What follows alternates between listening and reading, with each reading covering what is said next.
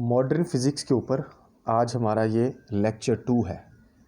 Lecture 1 में मैंने आपको मॉडर्न फिज़िक्स का हिस्टोरिकल बैकग्राउंड बताया था। मॉडर्न फिज़िक्स से रिलेटेड मैंने स्टूडेंट्स को कहा कि मुझे अपना यूनिवर्सिटी का सिलेबस सेंड करें, ईमेल करें या व्हाट्सएप करें। तो कुछ स्टूडेंट्स ने मुझे अपना सिलेबस सेंड किया था।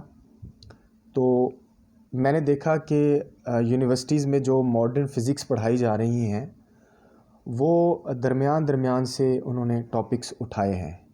जो मॉडर्न फिज़िक्स की बेस है उसका कहीं पे ज़िक्र नहीं मिलता। शायद इसकी वजह पॉलिसी ऑफ द डिपार्टमेंट हो सकती है, बट हमारे चैनल पे मेरे पढ़ाने में हम किसी भी पॉलिसी को फॉलो नहीं करेंगे। हम जस्ट फिज़िक्स को फॉलो करेंगे, उसकी बेस को फॉलो करेंगे। अगर हमारी बेस मज़बूत होगी तो उसके ऊपर चाहे हम जितनी मर्ज़ी बिल्डिंग खड़ी कर लें अपनी एजुकेशनल कंसेप्ट्स की, तो वो मज़बूत से मज़बूत रहेगी। तो ये दूसरा लेक्चर है मॉडर्न फिज़िक्स के ऊपर। यूनिवर्सिटीज़ के सिलेबस को सामने रख के हमें 4 फील्ड्स नज़र आती हैं मॉडर्न फिज़िक्स की: classical mechanics, relativistic mechanics, quantum mechanics और क्वांटम फील्ड थ्योरी। हम क्वांटम मैकेनिक्स से स्टार्ट करेंगे। क्वांटम मैकेनिक्स की डेफिनेशन पढ़ने से पहले हमें ये पता होना चाहिए कि क्वांटम क्या चीज़ है और मैकेनिक्स क्या चीज़ है। मैकेनिक्स की डेफिनेशन जब हम शुरू करते हैं फैकल्टी ऑफ साइंसेस को, यानी कि एफएससी लेवल को, या हम ओ लेवल को या ए लेवल को, तो वहाँ पर हमें पढ़ाई जाती है। मैकेनिक्स जो है ये मोशन से रिलेटेड है। हम मैकेनिक्स के अंदर चीज़ों का मोशन पढ़ते हैं और उस मोशन की कॉज को भी पढ़ते हैं। यानी कि हमें ये कहना चाहिए कि अगर हम किसी जिस्म का मोशन डिस्कस कर रहे हैं तो उस जिस्म का मोशन जिस वजह से हो रहा है उस वजह को भी हमने डिस्कस करना है। जैसे एक गाड़ी है, वो गाड़ी सड़क के ऊपर जा रही है, तो सड़क के ऊपर वो गाड़ी किन फोर्सेस की वजह से जा रही है, किन फोर्सेस ने उस गाड़ी को रन करना है, उन फोर्सेस के बारे में, उस मोशन का कॉज जो है वो हम डिस्कस करते हैं मैकेनिक्स के अंदर। बट मैकेनिक्स जो है ये एक लार्ज स्केल के मोशन को डिफ़ाइन करती है। फॉर एग्ज़ाम्पल जो चीज़ें हमें मोशन करती नज़र आती हैं, हम ऐसी चीज़ों का मुताला जो है वो मैकेनिक्स के अंदर करते हैं। इसमें प्लैनेटरी मोशन आ जाता है, इसमें ऑब्जेक्ट्स के मोशन आ जाते हैं जो आपको नज़र आते हैं। इससे पहले हमें कीनेमैटिक्स का पता होना चाहिए। कीनेमैटिक्स में हम मोशन को डिस्कस करते हैं लेकिन उसकी कॉज को डिस्कस नहीं करते। फॉर एग्ज़ाम्पल एक पंखा आपके रूम के अंदर चल रहा है, वो पंखा क्यों चल रहा है, हम उस क्यों का जवाब नहीं जानना चाहते, तो फिर ऐसे मोशन को हम कीनेमैटिक्स में डिस्कस करते हैं। मैकेनिक्स के अंदर हम उस पंखे के मोशन को भी डिस्कस करते हैं कि आया उस पंखे के अंदर ऐसा क्या मैकेनिज़्म लगा है जो उसको मोशन दे रहा है। तो मैकेनिक्स के बाद हम बात करते हैं क्वांटम मैकेनिक्स की। क्वांटम मैकेनिक्स में हम स्मॉल स्केल के मोशन को डिस्कस करते हैं और ज़्यादातर स्मॉल स्केल का वो मोशन जो हमें आँखों से नज़र नहीं आता, जैसे माइक्रोस्कोपिक लेवल के ऑर्गेनिज़म्स हैं, ऑब्जेक्ट्स हैं, उनका मोशन हम डिस्कस करते हैं क्वांटम मैकेनिक्स में। क्वांटम को अगर मैं एक लफ्ज़ के अंदर कैद करना चाहूँ तो इट मीन्स के एनर्जी के अंदर फिर बहुत सारी चीज़ें हैं, जैसे हम फोटॉन है, इलेक्ट्रॉन्स हैं और बहुत सारी चीज़ों का हम डिस्कस करते हैं इसके अंदर। तो क्वांटम के अंदर एनर्जी है। अब एनर्जी और मैकेनिक्स का आपस में रिलेशन, इसको हमने डिस्कस करना है क्वांटम मैकेनिक्स के अंदर। तो इसकी 1-2 फील्ड्स और हैं, वो भी मैं बताता चलता हूँ। क्वांटम मैकेनिक्स के बाद हम डायनेमिक्स की भी बात करते होते हैं। डायनेमिक्स भी मोशन से रिलेटेड है, बट ये वो वाला मोशन है जो किसी फोर्स के इफ़ेक्ट की वजह से होता है। फॉर एग्ज़ाम्पल आपने फुटबॉल प्लेयर को देखा होगा। फुटबॉल प्लेयर फुटबॉल को किक करता है और उसने अपने किक करने से पहले एक टारगेट सेट किया होता है कि मैंने फ़ुटबॉल को इतनी दूर किक करना है और वो उस टारगेट के ऊपर जाकर वहाँ पर गिरे और उसको अचीव किया जाए। तो वो उतनी ही काइंड की फ़ोर्स उस फुटबॉल के ऊपर अप्लाई करता है। अब शुरू में फ़ुटबॉल के ऊपर जो फोर्स अप्लाई होती है वो बहुत ज़्यादा इफ़ेक्ट करती है, फ़ुटबॉल बहुत तेज़ी से ऊपर जाता है, फिर आहिस्ता आहिस्ता उसकी स्पीड स्लो होती है और अल्टीमेटली वो एक जगह पर जाकर रुक जाता है। ये इसका जो कोर्स ऑफ मोशन है, इस कोर्स ऑफ मोशन के दौरान उसके ऊपर फोर्स का डिफरेंट एंगल के ऊपर इफ़ेक्ट डिफरेंट होता है। तो हमने इफ़ेक्ट ऑफ फोर्स जब मोशन के अंदर डिस्कस करना है तो फिर हम डायनामिक्स में जाएंगे। डायनामिक्स में हम ये बात डिस्कस करते हैं। एक छोटी सी और ब्रांच भी है जिसका असल में ज़िक्र नहीं किया जाता, वो है स्टैटिकल मैकेनिक्स या स्टैटिक। ये वो ब्रांच है कि अगर कोई जिस्म अपनी जगह चेंज भी ना करे और अपनी जगह पर पड़े पड़े मोशन करे तो फिर वो मोशन एट द रेस्ट कहलाता है। होता वो मोशन है बट वो रेस्ट की हालत में मोशन होता है। इसकी मिसाल मैं ये देता हूँ कि आप एक फ़ुटबॉल को ऊपर से पकड़ो और उसको कर्ल करके घुमाओ, यानी कि उसको जैसे एक आप लट्टू को घुमाते हैं इस तरह उसको घुमाएं तो वो फुटबॉल अपनी जगह पर पड़े पड़े मूव करता है, स्पिन करता है। ये वो वाला स्पिन है जो स्टैटिकल मोशन के अंदर आ जाता है। तो ये दो तीन चीज़ें मैंने बताना मुनासिब समझा, तो इसको आप नोट कर लें।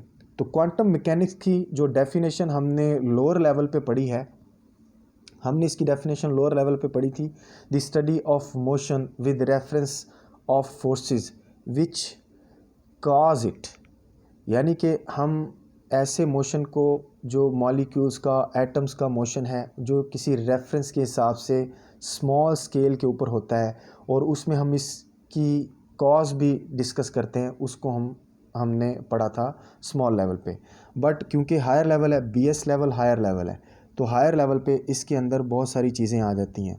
तो इसकी डेफिनेशन अब हम ये पढ़ेंगे। Quantum mechanics science deals with the behaviour of matter and light on the atomic and सब एटॉमिक स्केल। इन लाइनों के अंदर जो मैटर है हम उसके बिहेवियर को डिस्कस करेंगे।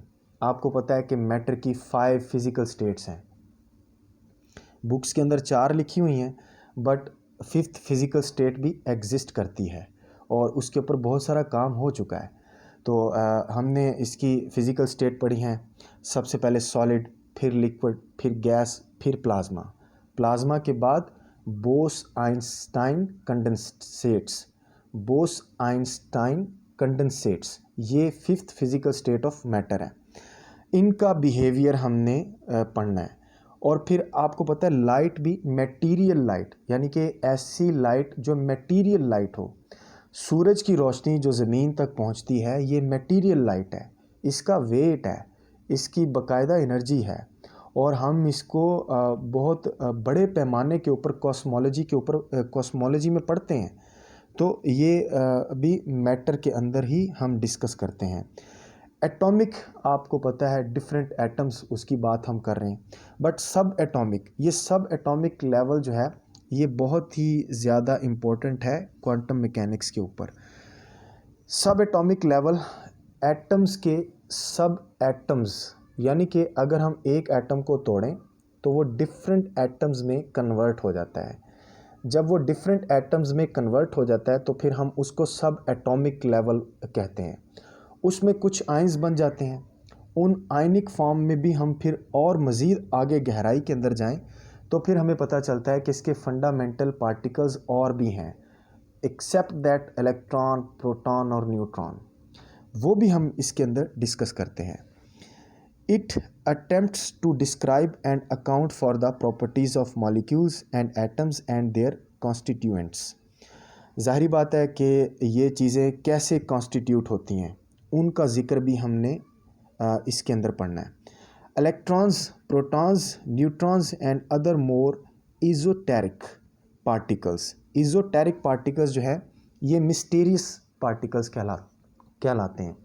मिस्टीरियस पार्टिकल जो है ये छुपे हुए होते हैं, खुफिया होते हैं। फॉर एग्ज़ाम्पल आपने एक स्केच के अंदर एटम्स के दो पार्ट पढ़े हैं।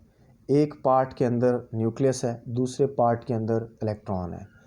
अगर आप इन दो पार्टिकल्स को, दो पार्ट को आप डिवाइड कर दें और सिर्फ आप फोकस करें न्यूक्लियस के ऊपर, तो न्यूक्लियस के अंदर झांकें तो आपको प्रोटॉन और न्यूट्रॉन नज़र आते हैं। ये प्रोटॉन और न्यूट्रॉन्स न्यूक्लियॉन्स हैं। इन न्यूक्लियॉन्स के अंदर भी पार्टिकल्स हैं, यानी कि प्रोटॉन के अंदर भी पार्टिकल्स हैं, जो हमने इससे पहले वाली क्लासेस के अंदर पढ़े हैं क्वैक्स की शक्ल में। और उसके अलावा हमने लेप्टॉन को पढ़ा है, हाइड्रॉन्स को पढ़ा है। ये बहुत सारी चीज़ें, ये क्वैक्स थ्योरी के अंदर ये सारी चीज़ें आ जाती हैं जो हमने इससे पहले पढ़ी हैं। ये मिस्टीरियस या इज़ोटेरिक पार्टिकल्स उनकी तरफ इशारा कर रहे हैं कि उनका ज़िक्र भी हमने क्वांटम मैकेनिक्स के अंदर पढ़ना है। These properties include the interaction of the particles with one another and with electromagnetic radiations। यानी कि क्वांटम मैकेनिक्स के अंदर हम रेडिएशन को डिस्कस करेंगे, लेकिन ज़्यादातर हम इलेक्ट्रोमैग्नेटिक रेडिएशंस को डिस्कस करेंगे। अब ये इलेक्ट्रोमैग्नेटिक रेडिएशन जो हैं, आपको पता है कि हमने रेडिएशन की जो हमारे तक सोर्स पहुंचता है रेडिएशन का, उसमें एक इलेक्ट्रोमैग्नेटिक बहुत बड़ी फील्ड है जो मीडियम डिपेंडेंट नहीं है। उसका ज़िक्र हमने ख़ास तौर पे क्वांटम मैकेनिक्स के अंदर देखना है। हीट रेडिएशन इसकी एक एग्जांपल है। फिर उसके आगे light, X rays and gamma rays, ये हीट रेडिएशन या इलेक्ट्रोमैग्नेटिक रेडिएशंस की एग्जांपल्स हैं। इनका बहुत दफ़ा ज़िक्र आएगा क्वांटम मैकेनिक्स के अंदर।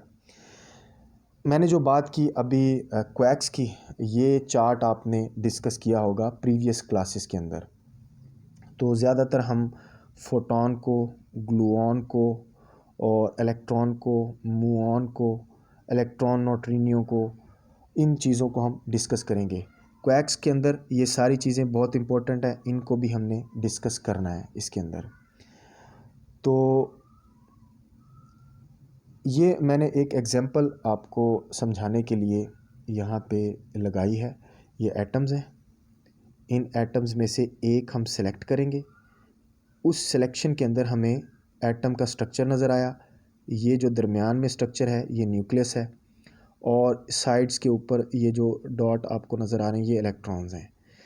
अब हमने इन पार्ट्स को डिवाइड कर दिया, दो हिस्सों में डिवाइड कर दिया। अब ये जो हिस्सा था, इस हिस्से को हमने डिस्कस करना है। ये न्यूक्लियस के अंदर का स्ट्रक्चर है। इसमें आपको बॉल्स नज़र आ रही हैं। इसमें से कुछ कलर्ड बॉल्स जो हैं वो प्रोटॉन है। प्रोटॉन के सब एटॉमिक पार्टिकल्स हैं या प्रोटॉन के सब पार्टिकल्स हैं। उनका ज़िक्र हम क्वैक्स के अंदर करते हैं। फिर उसके अंदर और सेकेंडरी और एलिमेंट्री पार्टिकल्स हैं, उनका ज़िक्र भी हम करते हैं। यानी कि हम प्रोटॉन और न्यूट्रॉन को तोड़ें तो हमें इन पार्टिकल्स को देखना पड़ता है और हमें इन पार्टिकल्स से मीट हमारी होती है। इसके बाद हमारा जो पहला टॉपिक है क्वांटम मैकेनिक्स के अंदर, वो है black body radiation. Black body radiation को हम थर्मल रेडिएशन भी कहते हैं, कैविटी रेडिएशन भी कहते हैं, फुल रेडिएशन भी कहते हैं। ज़रा एक छोटा सा कॉन्सेप्ट इसके अंदर हम लेते हैं। ब्लैक बॉडी रेडिएशन के अंदर हमने इन चीज़ों को डिस्कस करना है। यानी कि अगर आप बीएस लेवल को देखें या जो एमएससी भी कर रहे हैं, तो सिंपल ब्लैक बॉडी रेडिएशन नहीं चलेगा।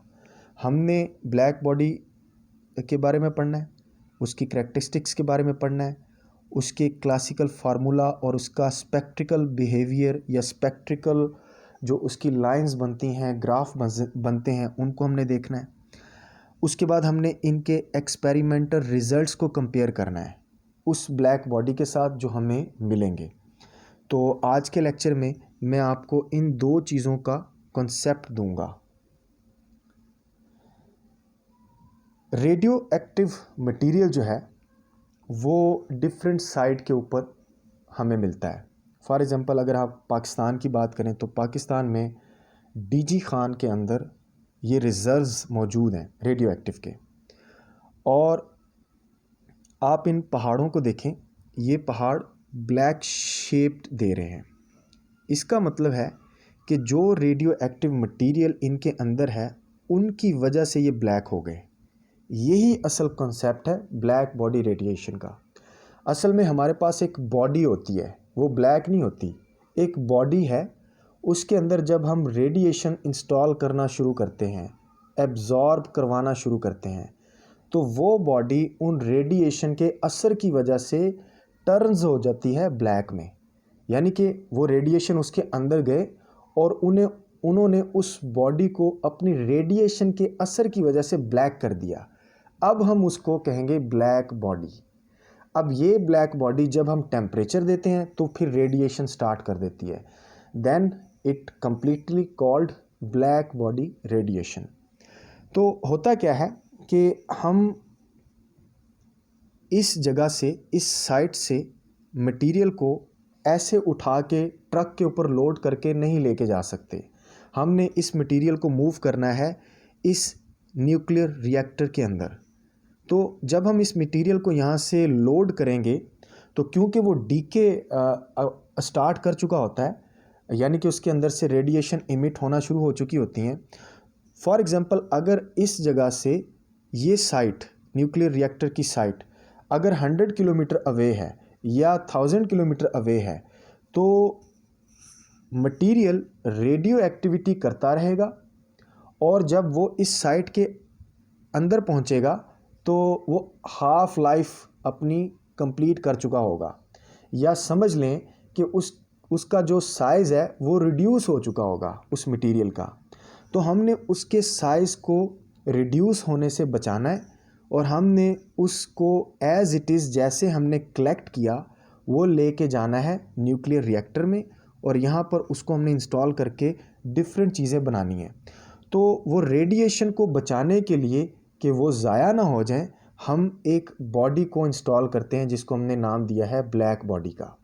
वो ब्लैक बॉडी इस साइट से मटेरियल को अपने अंदर लेगी, हम उसको कवर करेंगे और फिर जब हम उसको यहाँ पे लेके आएंगे तो वो एज इट इज़ होगी जिस तरह हमने उसको कलेक्ट किया होगा। तो ये बेसिकली कॉन्सेप्ट था ब्लैक बॉडी रेडिएशन को डिस्कस करने का। इसका कतई ये मतलब नहीं कि ये ब्लैक बॉडी होती है, ये बॉडी होती है, फिर रेडिएशन के असर की वजह से ये ब्लैक हो जाती है।